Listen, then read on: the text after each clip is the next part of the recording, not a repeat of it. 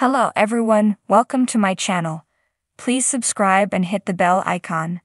Young and the Restless predictions. Tucker plays hero and Jill's really sick.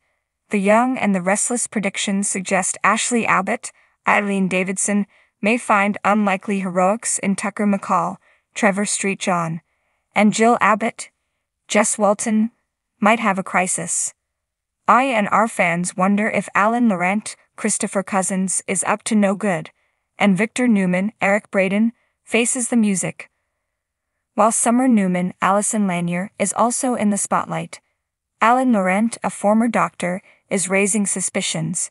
He might be the villain causing Ashley Abbott's trauma, which could be a major plot twist. Tucker McCall's presence in Paris at the same time as Ashley Tracy Abbott, Beth Maitland. Meanwhile, on Young and the Restless, Jill Abbott's recent health concerns have left viewers in suspense. The possibility of Jill being seriously ill and handing over power to Billy Abbott, Jason Thompson, it could change the dynamics among the Abbott family.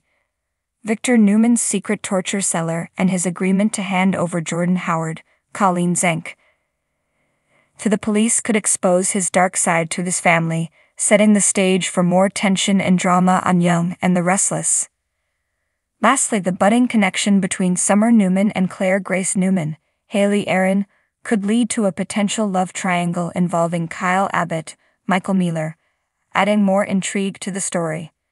These predictions are based on the official CBS soap opera spoilers, character history, and current episodes. In the bustling world of Genoa City, surprises are the norm, but even the most seasoned residents couldn't have predicted the turn of events that would unfold. Tucker McCall, a man known for his ruthless business tactics and checkered past, was about to play the role of an unlikely hero, while the formidable Jill Abbott faced a crisis that would shake her to the core. It all started with a whispered rumor in the halls of Chancellor Winters. Jill, the powerhouse matriarch, had been feeling unwell for weeks. Initially, she brushed off her fatigue as a mere side effect of her relentless work schedule, but the whispers grew louder, and concern from her closest allies and family members mounted. Lily Winters, her trusted partner and confidant, noticed Jill's increasing pallor and frequent absences. When Jill fainted during a critical meeting, it became impossible to ignore the severity of her condition. Jill was rushed to the hospital, where a battery of tests revealed the shocking truth: she was gravely ill. The diagnosis was dire and her prognosis uncertain. As word spread, the tight-knit community of Genoa City rallied around Jill, offering support and prayers. But one person's reaction stood out among the rest: Tucker McCall.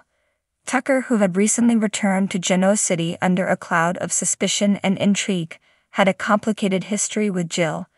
Their past was marred by power struggles and bitter disagreements, yet something in Tucker had changed.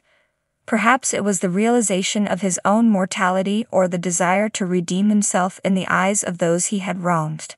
Whatever the reason, Tucker found himself drawn to Jill's bedside, determined to help her in any way he could. Meanwhile, at Chancellor Winters, the tension was palpable. With Jill incapacitated, the future of the company hung in the balance. Billy Abbott, Jill's son, stepped in to manage the crisis, but his mind was torn between his mother's health and the demands of the business. Lily, too, found herself stretched thin, trying to maintain stability while her heart ached for her friend and mentor. In this turbulent time, Tucker saw an opportunity to prove himself. He approached Billy and Lily with a proposal. Let him take over the day-to-day operations of Chancellor Winters, allowing them to focus on Jill. At first, the suggestion was met with skepticism. Could Tucker, a man known for his self-serving ways, really be trusted with such responsibility? But Tucker was persuasive. He spoke with a sincerity that disarmed even his harshest critics. "I know I haven't always been the most trustworthy person," Tucker admitted, his voice earnest.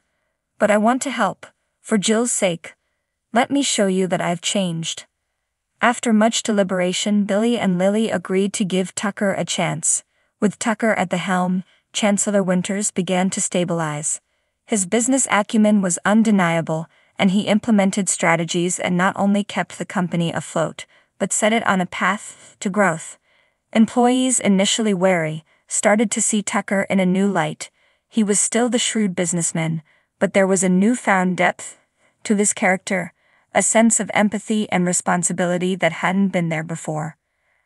As Jill's condition worsened, Tucker's visits to the hospital became more frequent.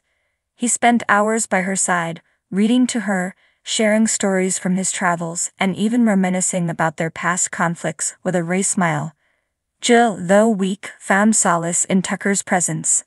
There was a healing power in his words, a reassurance that she wasn't facing this battle alone. One evening, as Tucker sat by her bedside, Jill mustered the strength to speak. "Why are you doing this, Tucker? Why now?"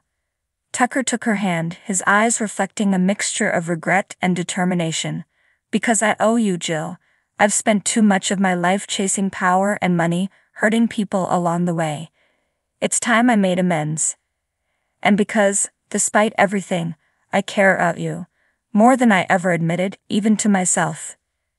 Tears welled in Jill's eyes, and she squeezed his hand. "Thank you, Tucker. I always knew there was more to you than you let on." As days turned into weeks, Jill's condition reached a critical point. Doctors advised that her only chance was a risky surgery, one that could either save her life or end it. Decision weighed heavily on Jill and those who loved her. Tucker, who had become a pillar of strength, supported her unconditionally, respecting her wishes while offering his unwavering presence. The surgery arrived, and the atmosphere in the hospital was thick with anxiety. Friends and family gathered, their hopes and fears intermingling. Tucker, standing apart yet deeply connected, watched as the medical team wheeled Jill into the operating room.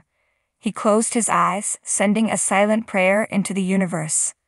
Hours passed with agonizing slowness. Finally, the surgeon emerged, his expression grave but hopeful. "The surgery was successful," he announced. "Jill's condition is stable, but the next 48 hours are critical." Relief washed over everyone, and for the first time in weeks, there was a glimmer of hope. Tucker, exhausted but resolute, knew that the journey was far from over. He had taken the first steps toward redemption. But there was still much to prove, both to himself and to the people of Genoa City. As Jill began her slow recovery, Tucker continued to oversee Chancellor Winters, earning the trust and respect of those around him. His transformation from a self-serving mogul to a dedicated leader and caring friend was nothing short of remarkable. In the process, he found a sense of purpose that had eluded him for so long. Jill's illness and Tucker's unexpected heroism had brought about a profound change in Genoa City. The bonds of family and friendship were strengthened, and the community was reminded of the power of compassion and forgiveness. And in the heart of it all, Tucker McCall stood as a testament to the possibility of redemption, proving that even the most unlikely heroes can emerge from the shadows to make a difference.